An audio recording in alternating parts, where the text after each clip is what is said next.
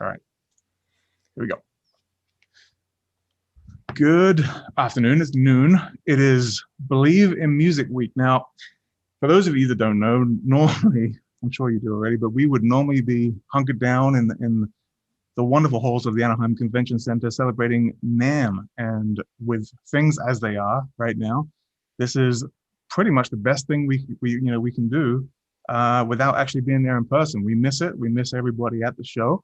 But we've been able to make it work, and we've got this amazing platform, Believe in Music Week, from the NAMM team. They've been working extremely hard to get us here. And this is the first session that we're doing this week of Gearing Banjo Company. By the way, if you're watching elsewhere outside of Swapcard, you still can register at attend.believeinmusic.tv. Go check it out. But in the meantime, I want to introduce two very cool people as part of the first Gearing Live session of the week. We have Mr. Kevin Nealon. Hi, Kevin. How are you?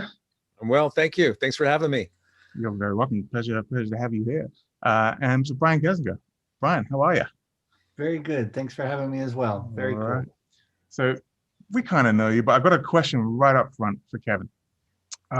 Kevin, this is a pretty important one, but we got to know, to kick things off, to kick off the live stream, how would France pump us up to play the banjo? Let me tell you something. Hear me now and believe me later. You know, if you think the banjo is a sissy instrument, you're sadly mistaken. The banjo is the most properly pumped up instrument in the entire universe.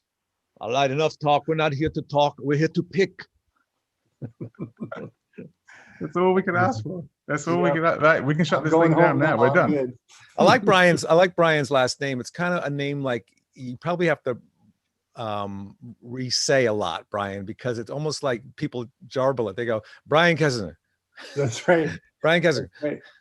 Or they assume I'm related to Mr. Henry. Oh, right? And it's like, well, it's spelled a little differently. Yes. That's true. Fun times with this one. Yeah. Well, the reason I brought you both on, I thought it might be a really cool thing, is because, I mean, you're both well respected in your own worlds, obviously. You're both on banjo journeys to some degree, some longer than others. It's not necessarily what you're known for, but it's part of your life. It's part of your everyday. Brian more recently than Kevin, perhaps. But you're also both obviously really deep into art and illustration, and both wonderfully talented. And I want to kind of get into the weeds a little bit and find out a bit more about both of your musical histories and how you got into where you're at now, and then start looking at kind of how the two worlds combine. Kevin, let's start with you first, if you don't mind. You know, I mean, you're pretty well known, obviously, for Saturday Night Live, Weeds, fantastic show. Yeah, see, Brian's nodding. How did it come about? How did that journey start into comedy? Well, you know, growing up, I've always loved, I love the Jerry Lewis movies. I love Elvis Presley movies, Elvis Presley music, and the Beatles, you know. Yeah. And I was never much of a bluegrass guy. I enjoyed going to coffee houses and listening to bands do like Neil Young, or, you know, performers emulating Neil Young or Crosby, Stills and Nash. I love the harmony. And I was taking guitar lessons since I was 10, learning how to read music from a guy who apparently played with the big bands, although I can never find his name like in the big bands when I researched them, but he was a good player. And I've always loved music, and I've always also drew, but I doodled, and I never really took I never took any art lessons. And the guitar lessons I took, I would go home and I would learn the song, you know, whatever it was, you know, and I would go back and play it for the teacher, and he'd correct me, and then he'd give me the new song and he'd play it, and I would just play in my bedroom. And then one day I went to see the movie Deliverance. People laugh when I tell them this because I think I'm kidding, but you know, when I heard dueling banjos being played, the banjo moved me so much. You know, I don't know if it was that whole Appalachian feel or what, but I thought I would love to learn to play the banjo. Although, you know, I'm really susceptible to movies because I went to see the Benny Goodman Story with Jimmy Stewart, and I wanted to play the clarinet after that. Right. So luckily that didn't happen. I think it was the clarinet. But anyway, So I went out and I found a banjo. I think it was like $60. And if I could give anybody advice that is starting out, is to get a banjo that's easy to play. Yeah. And even if it costs you a little extra money, I mean, this banjo, the strings were maybe 5 inches off the fretboard. And at least my fingers were numb, were calloused from playing the guitar. So it wasn't that brutal. But, you know, it just wasn't a good, if there was a good time banjo then from Deering, that would have been perfect, you know. Yeah, and a lot of beginners don't understand why that's important. That that height off the strings off the fingerboard. Oh, yeah. Brian, you started out fairly like as part of lockdown, right? As part of the quarantine Exactly. playing banjo, and I think you were saying your first banjo was kind of like it was kind of like what Kevin's describing in many ways. Exactly. Like to try to do a hammer-on was impossible, you know. You would And- actually need a hammer to do a Yeah, hammer. exactly. Yeah. So when I got my new banjo over Christmas, it was like, What did you get? I got a Deering Vega, which is beautiful. There you go. And my wife picked a very nice one with your help, Jamie. Thank you. And it was like playing with butter, right? It was like, oh my God, like it. So yeah, Kevin speaks the truth. He does. It's funny you mentioned Deliverance. I was there's an interview on, I think it's on Conan with Ed Helms. Have you seen that when he talks Yep. about Yep. how he came to find out that again he had the same experience as you. He watched Deliverance and the banjo kind of got his attention. But the story goes is that he was at camp. He was about 12 years old, I think he was saying, Uh-huh. and they were going to go canoe the rapids as part of the camp. The instructors at the camp decided the only way for them to really understand what the rapids were like was to watch the movie Deliverance, because they were the same rapids that were in the scene of the movie, Oh, and so they would just fast forward through all of the disturbing scenes. So my love of banjo came from watching Neb Beatty be violated in fast speed, which is hilarious. So I also took up archery after that movie too.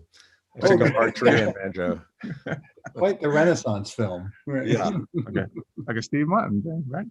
Mm. You were playing guitar in high school, right? So Kevin, so so long before banjo, you were already playing. Were you Oh, playing yeah, electric, yeah. acoustic? What were you? Yeah, what were you up I to? had an electric guitar. It was a Kimberly guitar from Sears, four yeah. pickup. I still have it actually.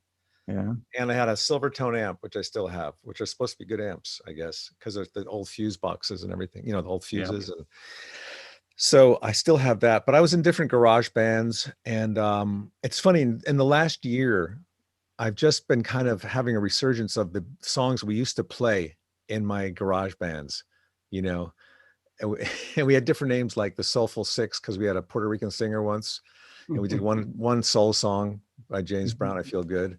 So we were called the Soulful Six. Another band was called Stained Glass, and then the Hallucinations.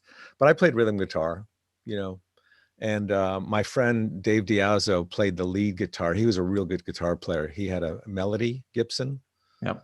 And Sunburst finished, and he was really good. And they went on to be in some good bands. But so I did that. And then I realized that people weren't showing up for practice. So I thought, I'm going to get an acoustic guitar and go off my own, be a singer-songwriter. And that's why I started going. I started going to coffee houses from then and, watching. But I never got up because it just seemed too intimidating to get up and sing in front of people. Comedy came a lot easier for me, telling jokes. Really?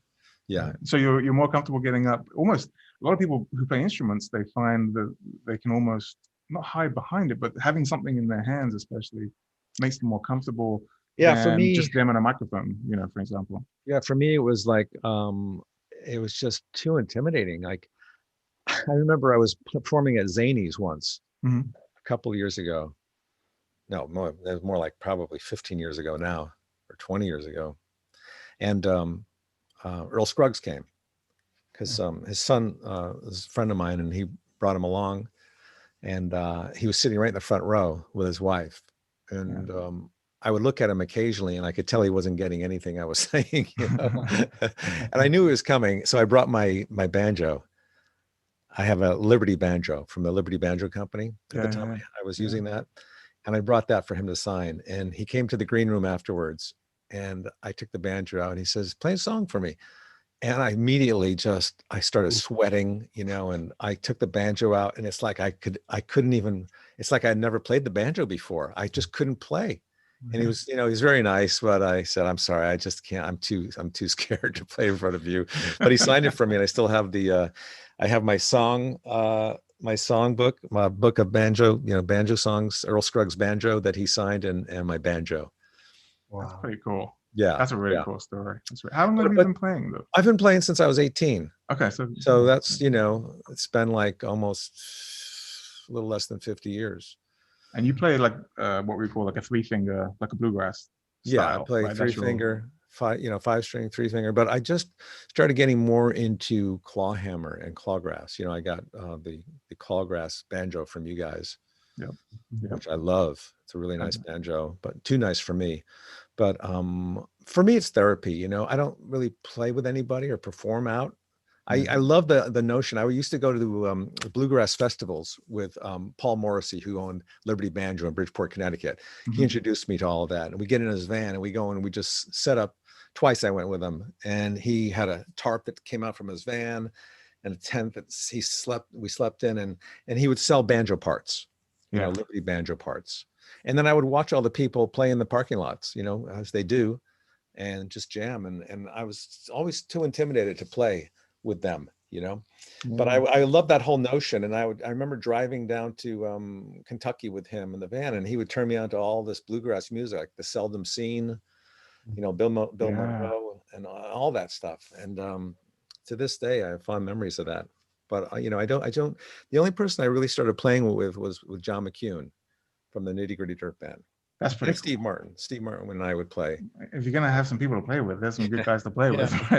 Yeah, but those guys are good. But it's amazing how quickly you learn when you start playing with other people, and they start showing you things. Yeah, and I do think like that's part of the banjo and further out. The bluegrass folk community seems to be just far more.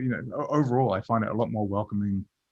As a genre, when you can just go and they'll show you things and they want you to kind of succeed mutually. They're much more patient. They want more people to be, it's like they want to reproduce more people to play that music because they're afraid it's going away. We need more people to keep this music alive.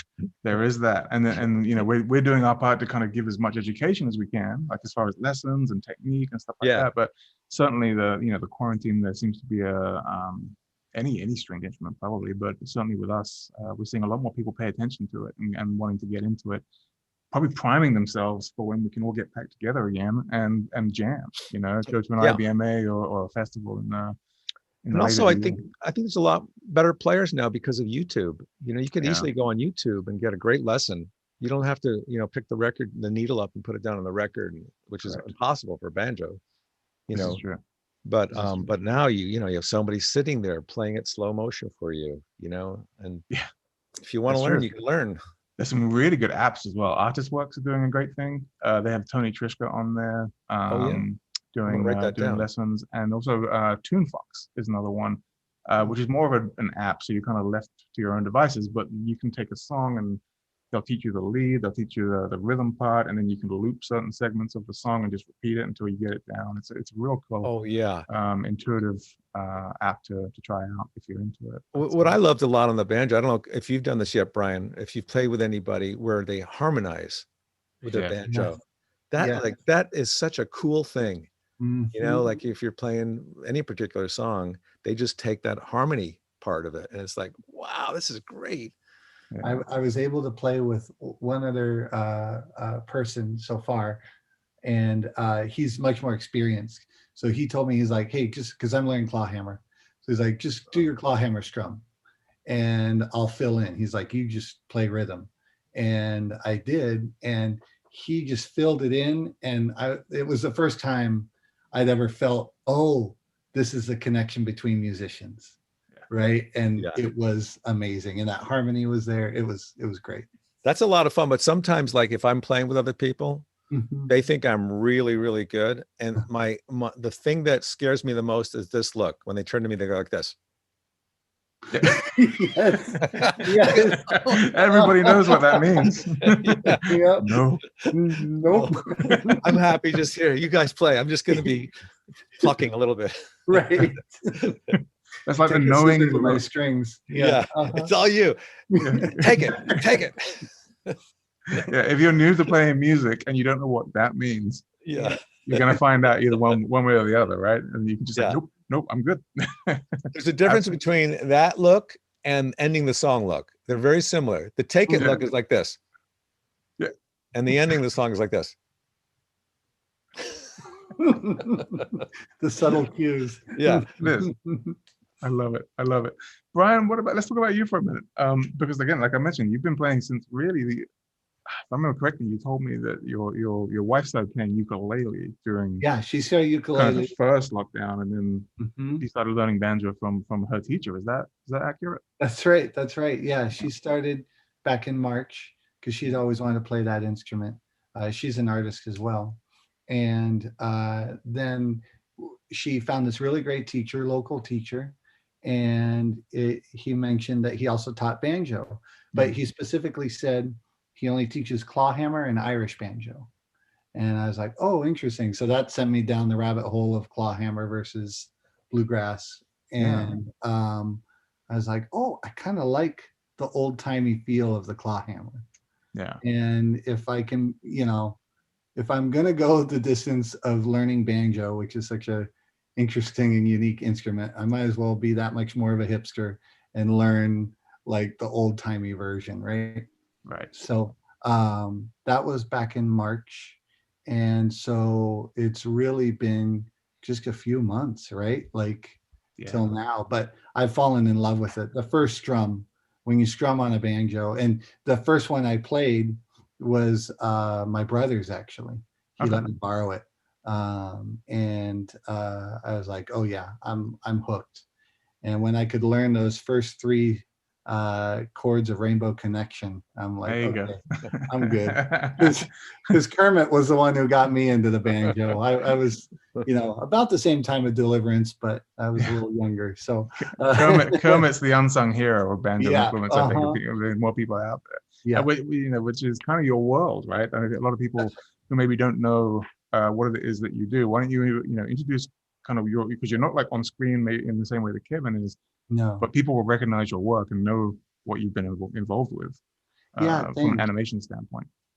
Sure. So for the last 25 years, I've been working in animation, and more specifically at Walt Disney Animation Studios. Yeah. So I've been fortunate enough to wear several different creative hats on a lot of movies. My first movie there was Tarzan. Yep.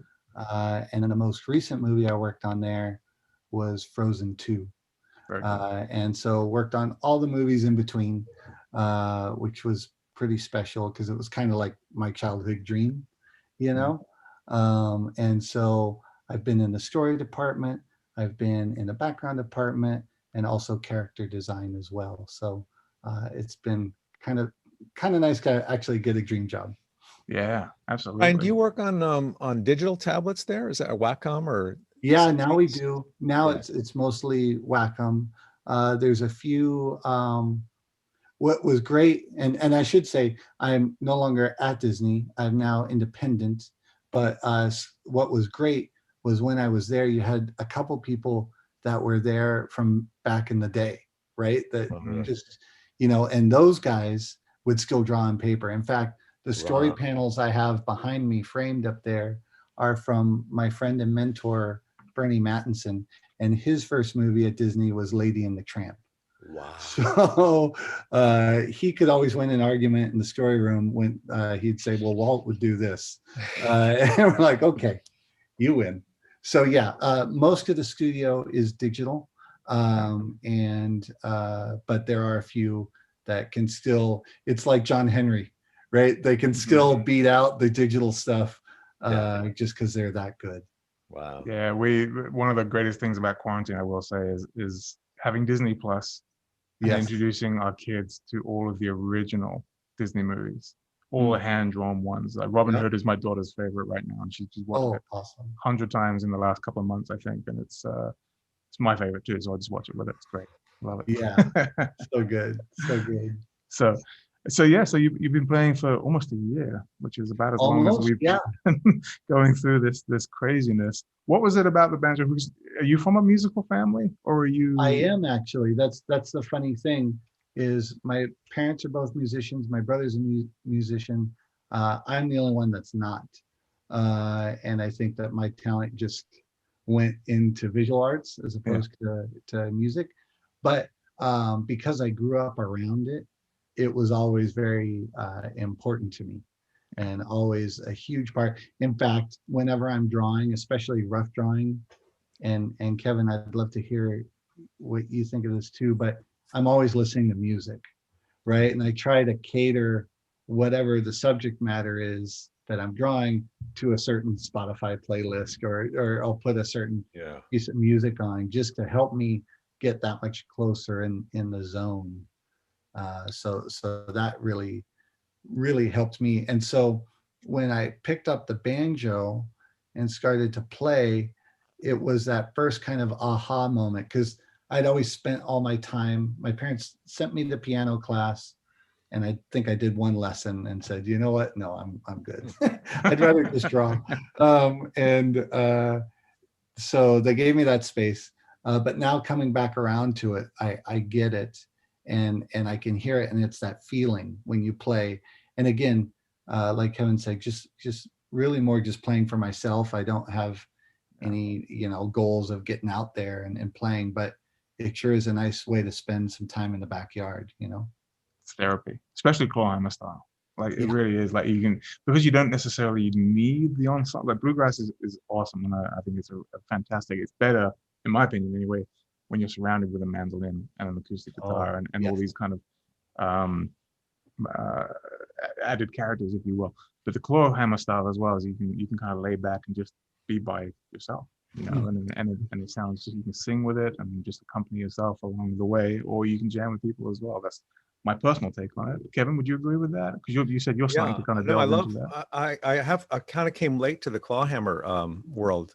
I've been playing three finger style for a long time, but the clawhammer really, to me, is pure old time Appalachian Yeah, banjo. It really has a heartening feel to it that is unlike the three. Although I love the three fingers still, but they're two separate kind of things, obviously.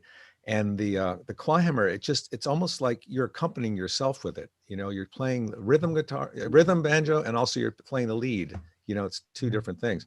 I think the hardest thing for me is to keep my nails long because my nails yep. keep breaking off. And I've tried the synthetic ones where they glue them on and stuff, and it's like constantly attending a garden. you yeah, know yes. Yep. Yeah. We get asked that quite a lot. I think, my colleague David, who's in the background there, he has a lot of tips for that. But yeah, like we make a pick, especially for clawhammer. People go to nail shops and have, like you say, nails put on. Mhm. Mark Johnson does that. I know that much. Yeah. Probably important at this point because there's a lot of people who know Deering and know banjo probably tuning in, but there's probably a lot of people who don't. For anyone wondering, uh, Kevin, you want to break down the three finger style and why it's different from a clawhammer style? As best as I can. Yeah. Three Yeah, finger style is it was introduced by Earl Scruggs, I believe, right? right about that.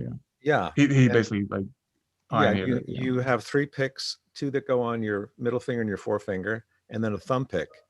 And it's basically different rolls. It's forward and yeah, backward rolls and all kind variations of that. And it's kind of a melodic kind of a tune, whereas the clawhammer is more of a hammer and strum, yeah. hammer, strum, pick. There's a But rhythm to it as well. yeah, Yeah, yeah. And the bluegrass is more of a driving force, and it's more crisp and clear. Bluegrass is, like I said, it's almost like there's a couple people playing, but it's yeah. really just, one hand doing it. So that's basically the difference, I think. I mean, I'm not an expert, in dissecting the differences No, between I'm the interested two, to but hear what you thought. yeah, but they're both great. I love them both. Mhm. Are there any other one? I know there's clawgrass. Mark Johnson's like the foremost, I think, expert in clawgrass, right? Clawgrass is kind of his own thing, and it's Yeah. essentially playing bluegrass in a clawhammer style. So the claw grass banjo that you have, and It's the same one that Steve Martin would play as well. And so the story goes that Steve heard Mark, I think, play on an album somewhere, and flew him up to New York to teach him how to play this particular style. So a lot of what he does with Steep Canyon Rangers is in that style. And he plays a Deering clawgrass when he does that. And then he switches over to, he has a couple of older Gibson banjos, I think, Yeah, that he those uses for guys, more of a three-finger style. Yeah. those guys love the old. All I hear about is the Granadas, the Yes. Gibson Granadas, and somebody found a 1934 Granada in a Right. garage or something, Right. And, so they do love that. Mark Johnson, though, I met him. It's funny how fast time goes by. It's got to be maybe 12 years now. Yeah. Mm. He's a But sweetheart of a guy. yeah, sweetheart. Talk about having patience and teaching you and Yeah. showing you. But I remember him telling me that with the clawgrass, he would go to bluegrass festivals and he would get into a picking group, and he wasn't, from what I remember, him saying he didn't feel very welcomed the way he Hmm. played, Yeah. because I guess it wasn't like a specific style people were used to. And I could Yeah. have this wrong, but I think that's what he told me. There's a lot of tradition in that world.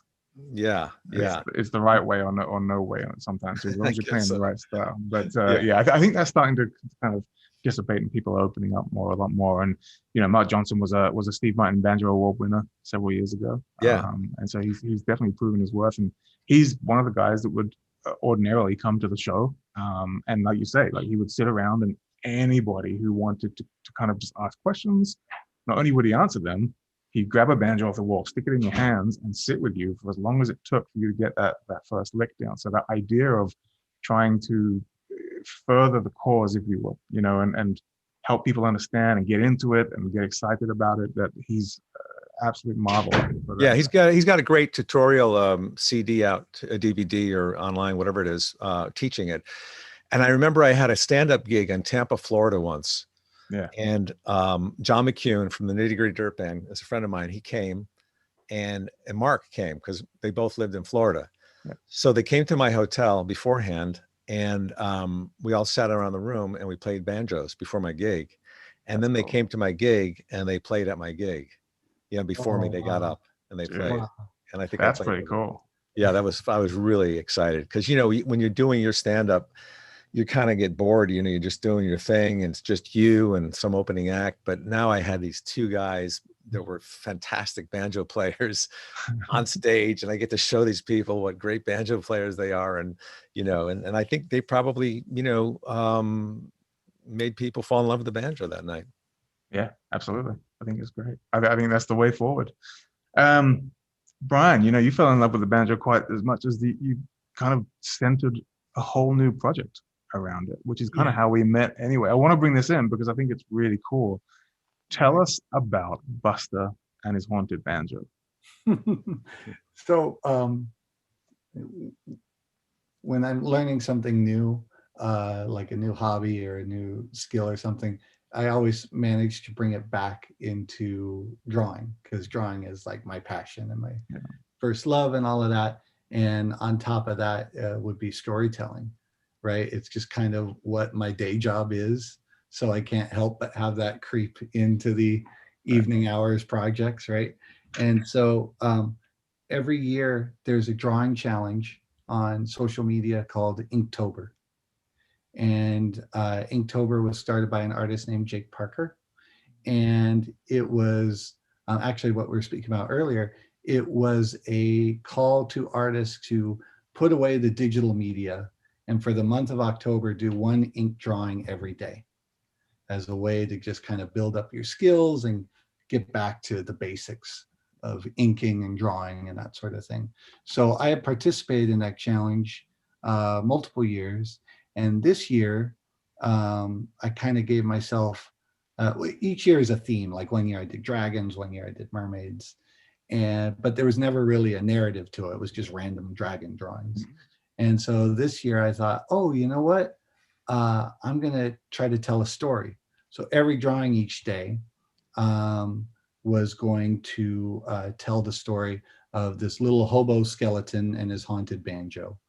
And on top of that, I always love improv.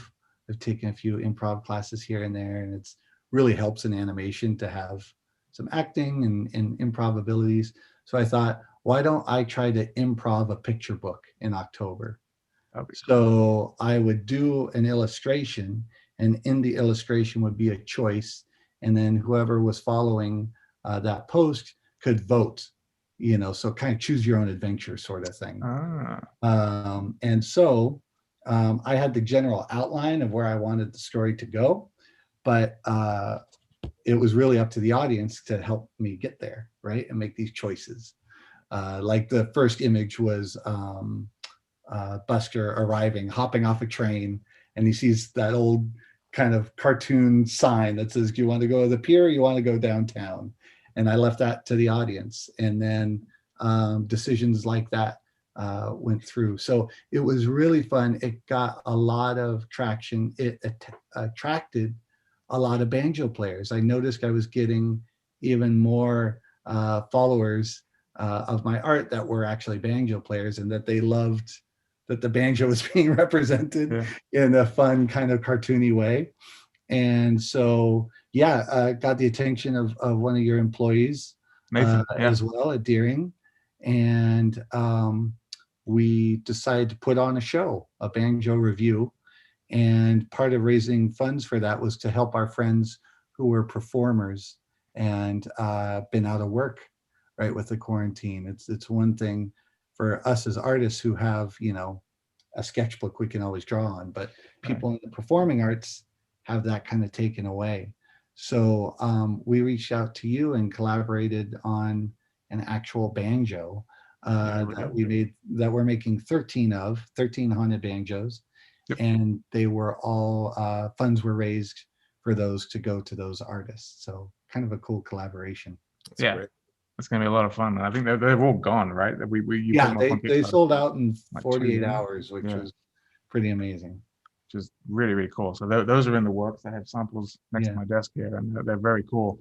Really cool project. And it's such a tie-in, right? It brings everything together. I find it really interesting. You as kind of maybe a non-musician over the years, but you've taken it up, and that's kind of inspired you to write this and illustrate this whole thing. How do you think music affects or kind of intertwines? And this is kind of a question for both of you, I guess. How do you think it intertwines with your worlds of illustration and creativity in that sense?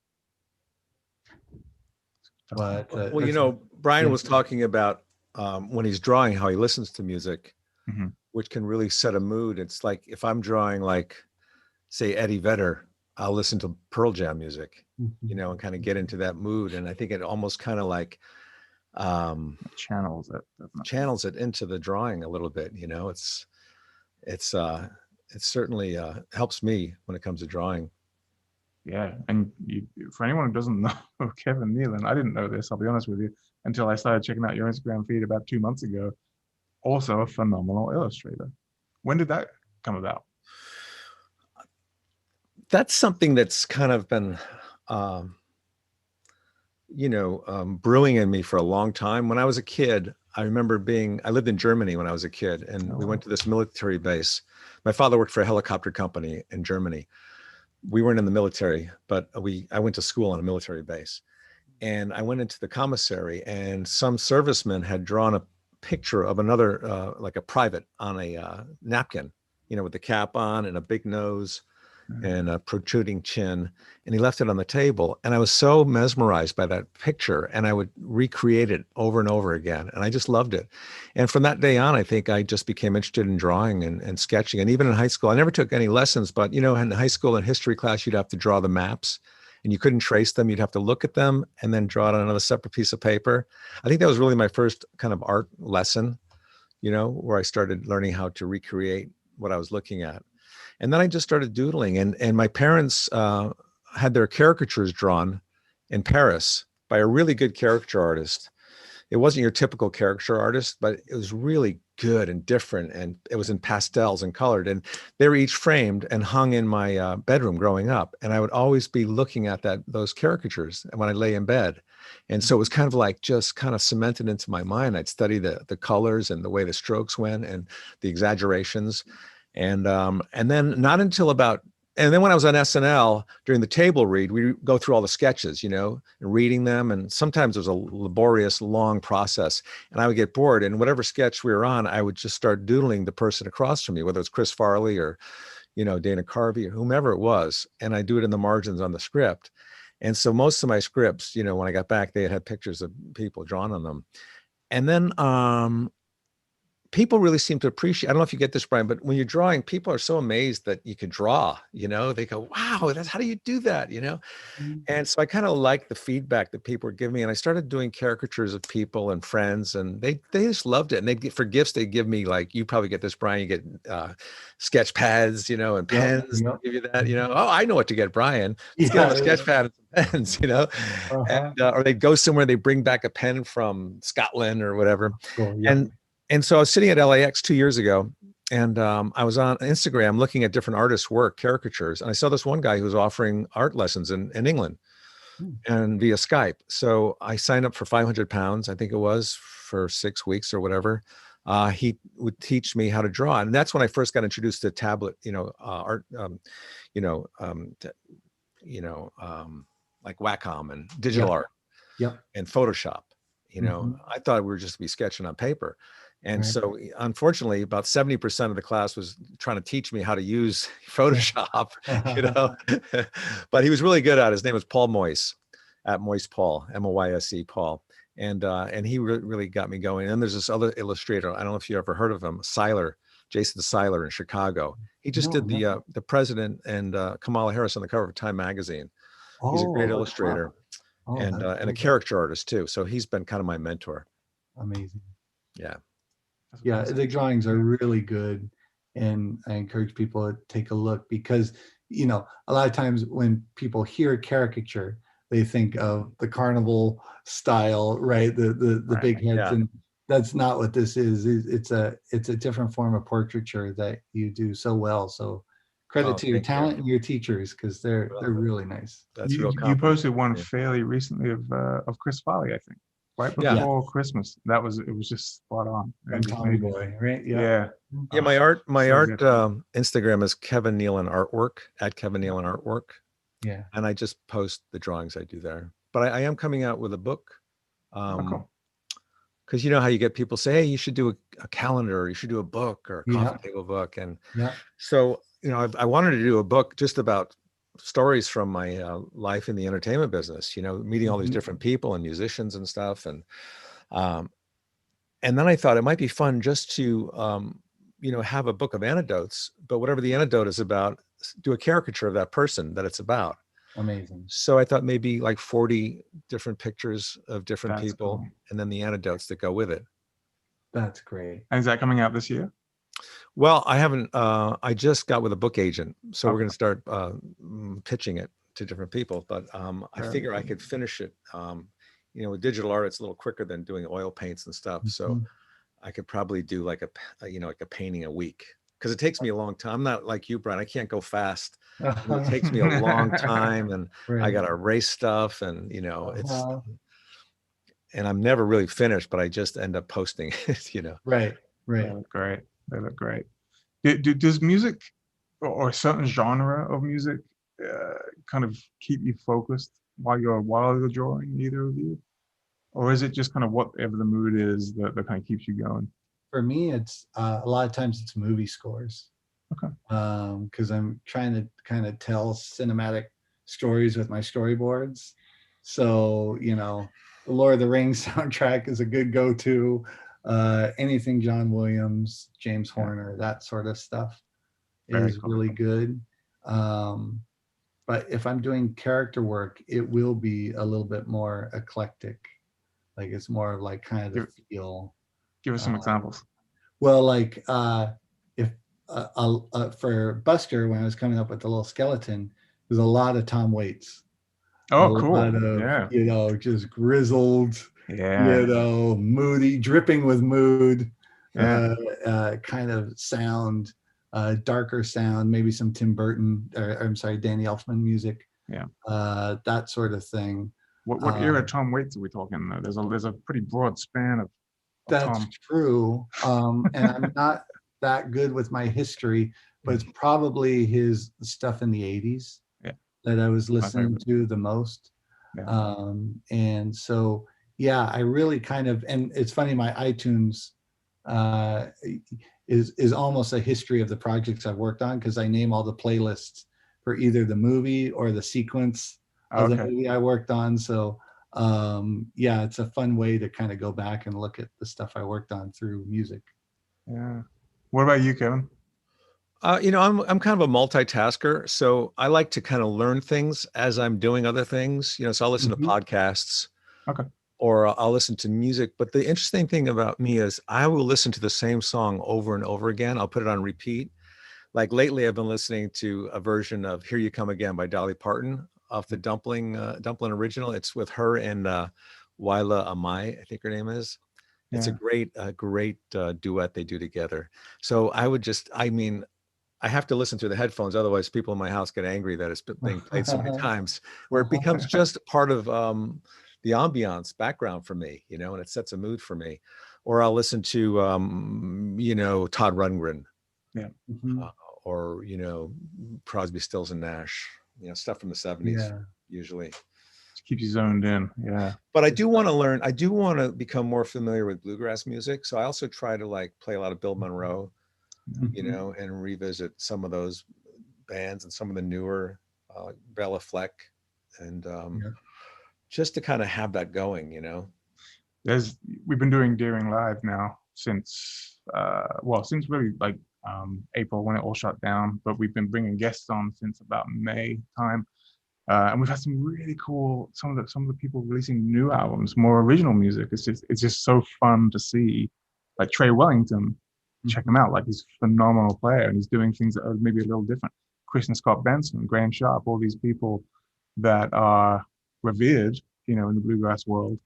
And they're all phenomenal musicians, and they're taking banjo into different areas maybe that it hasn't been pushed, or they're keeping it kind of traditional, but with a modern twist on it. It's definitely worth checking out as well. Yeah, yeah, yeah. All right, so we've been going 40 minutes. I want to see if David's there to see if there are any questions from the chat rooms. We've got a couple of different chat rooms open right now. Sure. Yeah, hey, how y'all doing? We do have a couple questions on the chat room. One, Kevin, somebody's wondering if you're ever going to take a banjo on hiking with Kevin. Oh, yes. You know what? I did do the title song has some banjo in it, the theme song, which was actually created by Brad Paisley.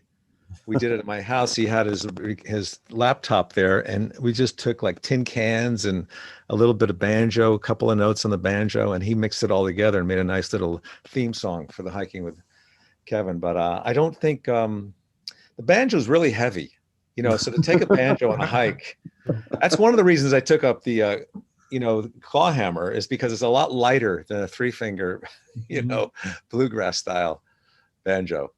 Good times are 4 pounds. You Good can get time. that. It's a Four and good a half travel pounds. instrument. Yeah. It's a great travel instrument. Yeah. All right, very cool. And then for both Kevin and Brian, what are some of your favorite songs that you like to play on the banjo?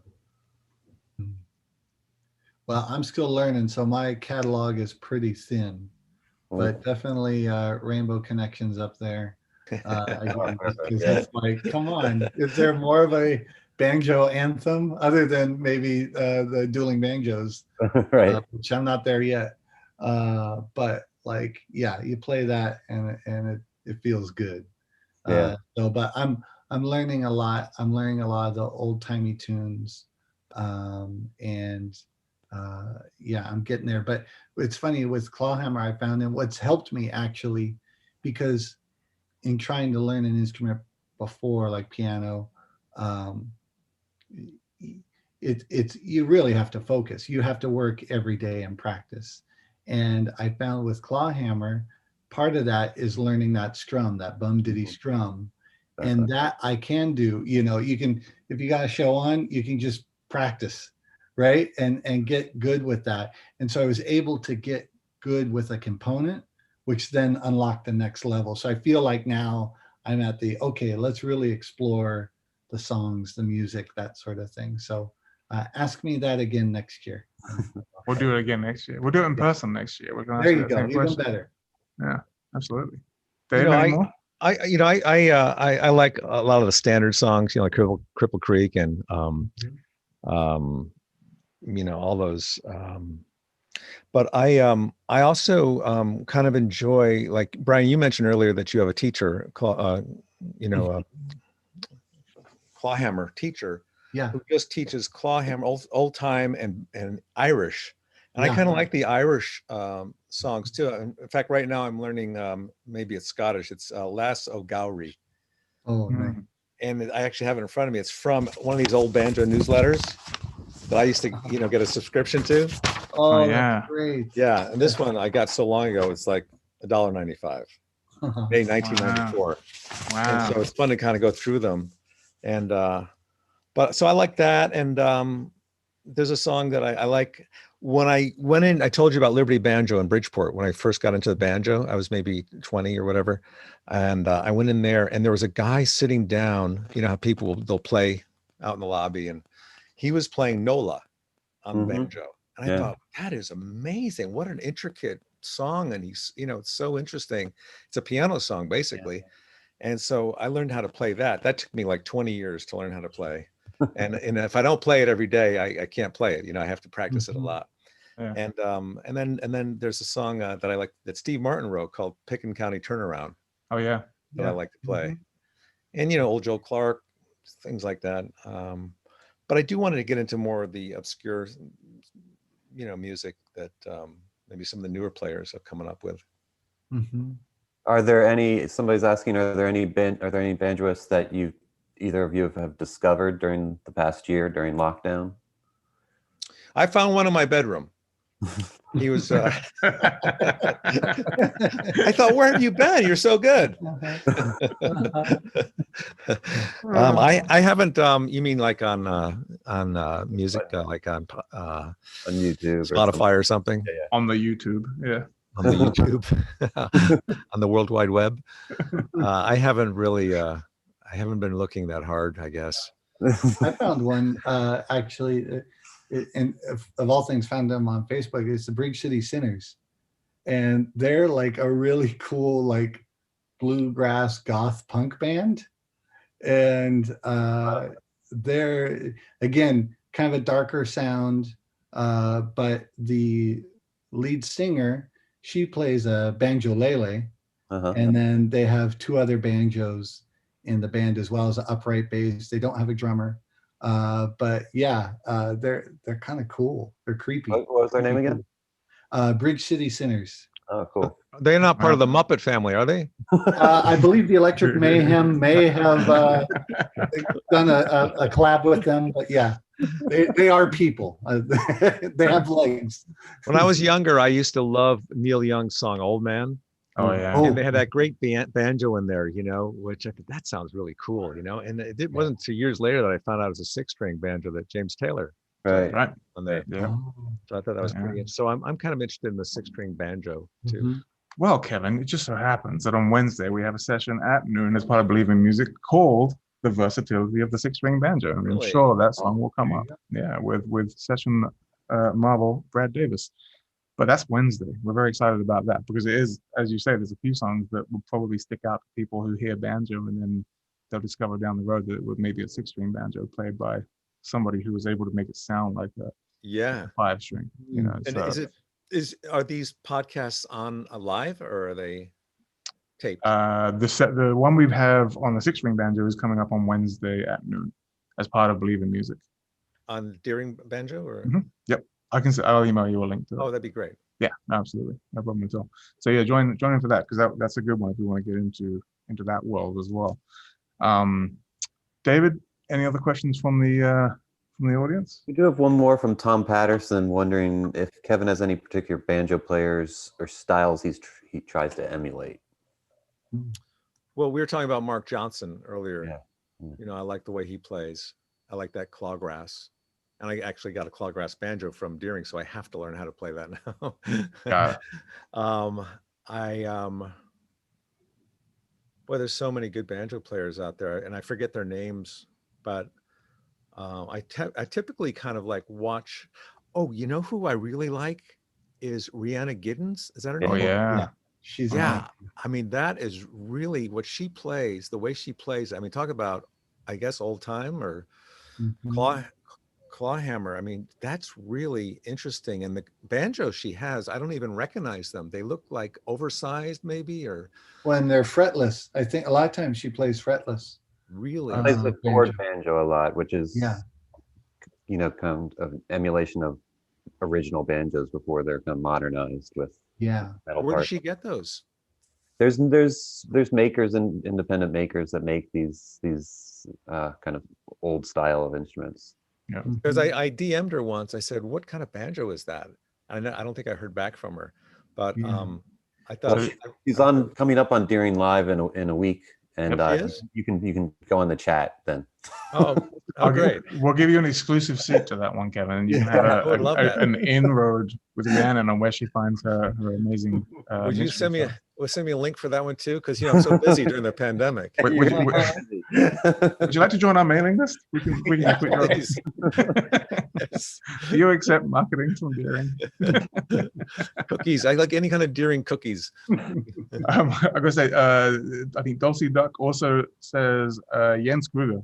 Jens Kruger is another Oh. banjo player. If anyone's learning or just kind of coming in here, doesn't really know banjo that well, go check out Jens. And Jens also, we're doing a masterclass series with him. We just finished the first couple of weeks of it, but you can jump in and go to deeringbanjos.com/masterclass, and that kicks off again next week after Believe in Music Week. So Jens Kruger is definitely worth checking out as probably one of the best players on the planet right now. What is that, like Swedish or something? He is German, Swiss German. It's YEN? JENS. No, I think that's wrong. Now I'm doubting myself. JENS? JENS. Yes. Gruber? Kruger. KRUGER. And he's part of the Kruger brothers, who are anyone who's been to the NAMM show would have seen them there. They would normally perform at our booth as well. Oh, We I think missed he them was all. I think he was on the that Zoom thing we did a couple weeks ago. Yeah, the Christmas festival. Yes. Yeah. Yeah, you were on the Christmas call. Yeah, for sure. We're wrapping up, and our time is going to expire here, guys, in a second. But before we go, because it's Believe in Music Week, and because we find ourselves in the way the world is right now with the pandemic, etc., I want to ask both of you why you believe in music and why it's so important right now. We'll start with Brian. It's a No big pressure. question. Yeah. No, I believe in it. I mean, it unifies us, right? Like it's truly global. You can have people in Japan rock out to the same Beatles song that we rock out to here, right? Like, and it's timeless. There's always going to be new bands presenting new music, new sound, but the old stuff is still going to exist as long as we all kind of champion it. So I think it's just another, and again, because I come from storytelling, it's another storytelling tool. And for that reason, it adds so much to our culture, it adds so much to society that I think it's something that we should hold on to and protect. So that's where I stand on music. Couldn't agree with you more. Kevin, your turn. Follow up. Yeah, no, I agree with Brian. That all makes sense to me. And when you say pandemic, et cetera, it's the et cetera thing that really worries me. Mhm. Because I think that vaccine will take a long time coming. Yeah. But I think music is kind of like a conduit to our endorphins. It really can turn your mood around. It can make you feel better. It can make you feel sad, depending on the music. And I think we're really lucky to have that opportunity to tune into this kind of,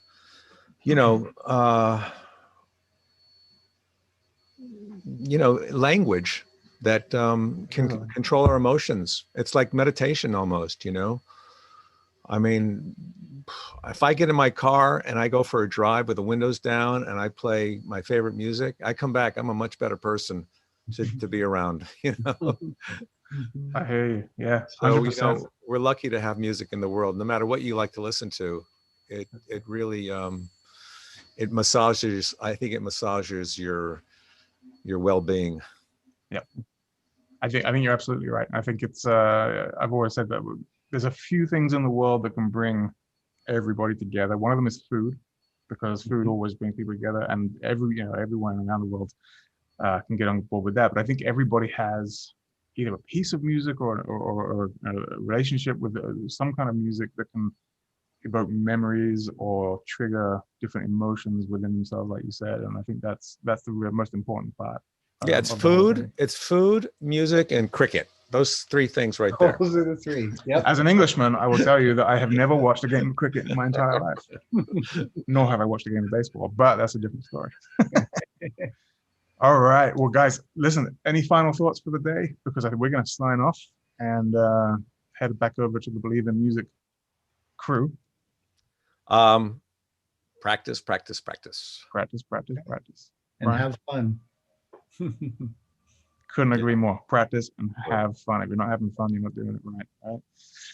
Cool. Guys, thank you so much for joining us today. That was Thank a you, lot of Jamie. fun. Thanks That for was a great having us. conversation. And That was a lot of anyone fun. who wants to, you can still register. It is completely free. Please head over to attend.believeinmusic.tv.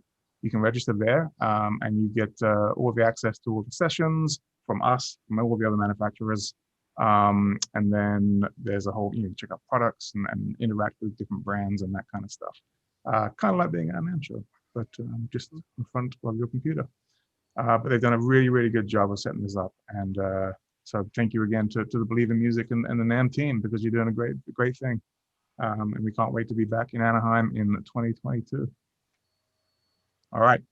All right. Thanks, guys. Thank you, guys. Thank you so Bye. much. See ya. Bye. See ya.